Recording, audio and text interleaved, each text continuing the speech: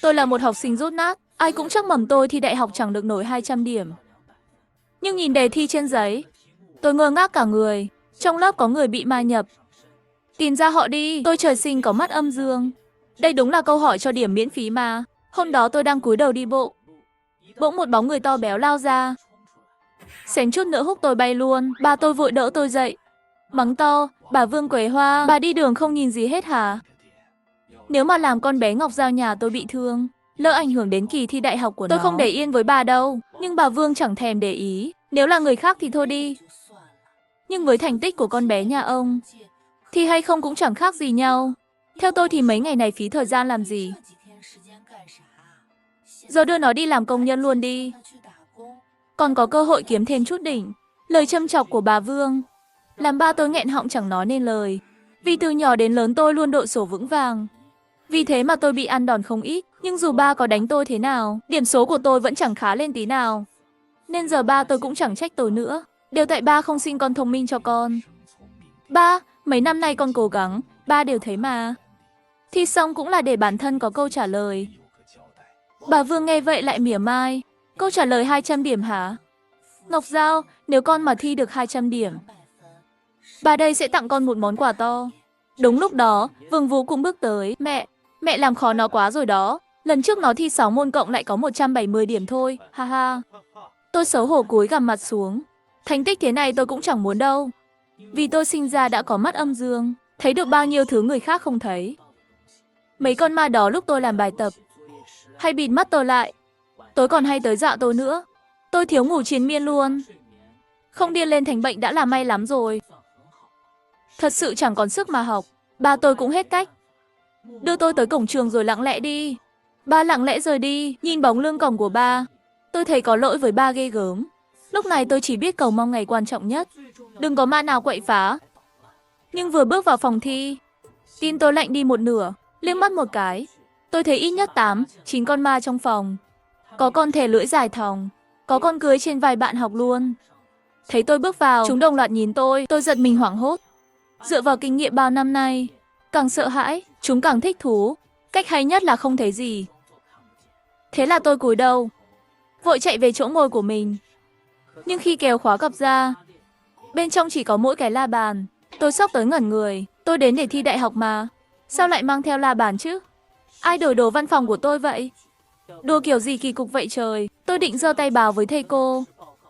Nhưng thấy bạn bàn bên cũng lôi ra một cái la bàn. Thầy giám thị liền tuyên bố, đặt la bàn lên bàn đi. Cất hết cặp sách cho gọn. Kỳ thi sắp bắt đầu rồi. Tôi ngơ ngác một lúc lâu, mới biết đây không phải mơ.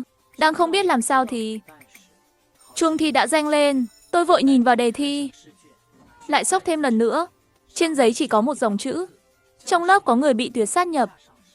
Tìm ra họ đi. Mặt sau tờ giấy là số ghế của mọi người. Nếu có tuyệt sát thì tôi đen số ghế tương ứng. Tôi liếc quanh một vòng.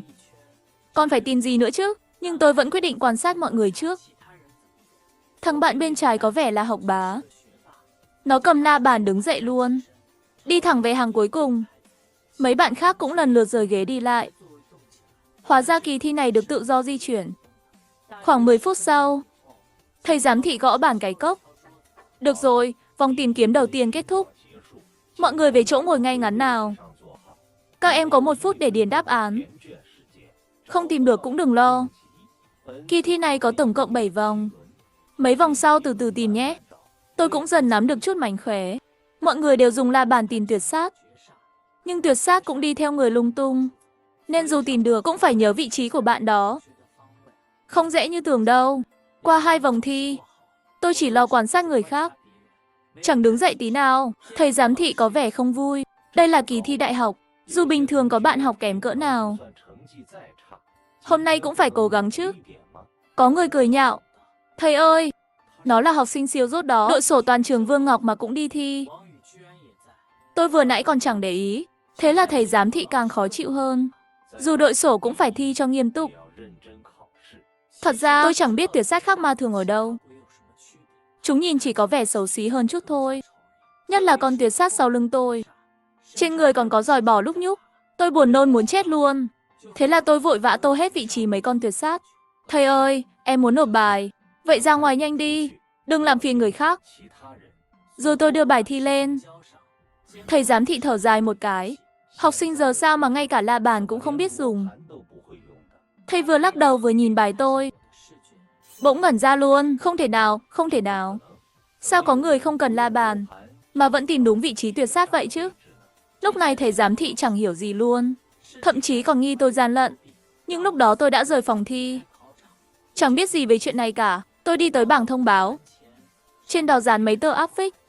Tin vui, học sinh Chu Dã trường ta đạt giải nhất trong cuộc thi bắt ma vui toàn quốc. Trên áp phích là ảnh một cô gái trẻ.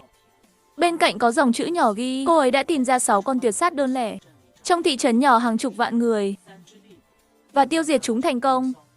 Tôi ngơ ngác hết cả người, lúc này mới phản ứng lại, chắc tôi xuyên không tới thế giới song song nào rồi. Ở đây lại thi bắt ma luôn mới ghê. Người biết trừ tà bắt ma ở đây được điểm cao lắm. Nửa tiếng sau, kỳ thi tiếp tục bắt đầu. Tôi vừa vào phòng thi, thầy giám thị đã nhìn tôi chằm chằm.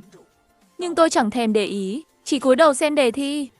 Trên đề thi ghi một câu, viết lại từng lời của tuyệt sát. Thầy giám thị lấy ra một cái bầu hồ lô. Bên trong bay ra một con ma mặt ngẩn ngơ. Lặp đi lặp lại mấy câu này. Tụi bay đều đáng chết. Chết hết đi. Cửa quỷ vừa mở ra, quỷ vương đại nhân giáng thế gian sẽ thống trị tất cả, xóa sạch mọi tà ác trên đời. Nó nói không nhanh lắm, nhưng mấy bạn học nghe mà mặt mày khổ sở.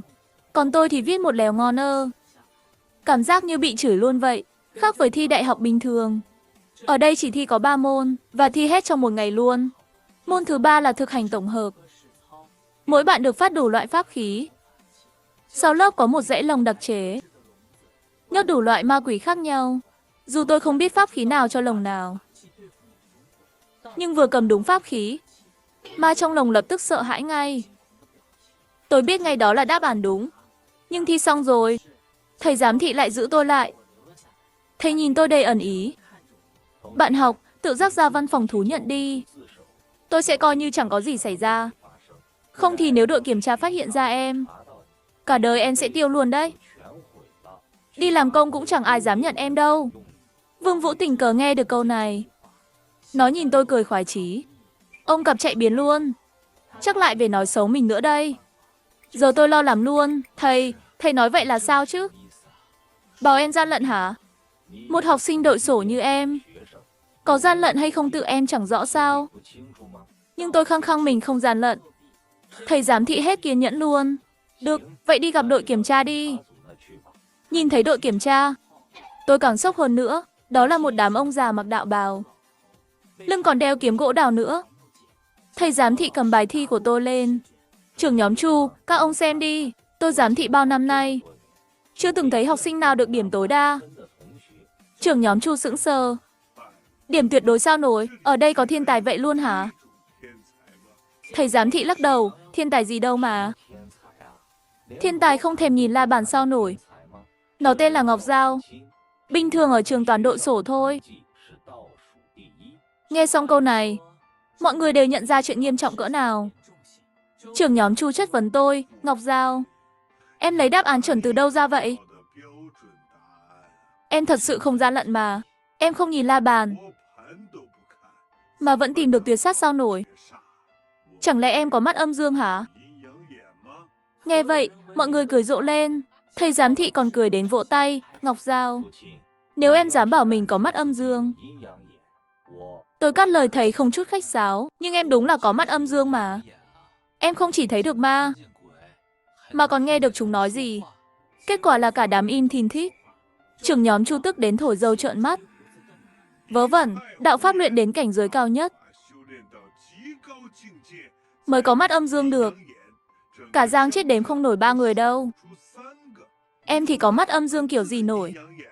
Mọi người thi nhau trách tôi nói bừa, nhưng tôi vẫn kiên quyết giữ ý mình, còn bảo họ mang vài con ma ra thử tôi. Thầy giám thị tức điên lên. Tôi thấy em không thấy quan tài không đổ lệ ha.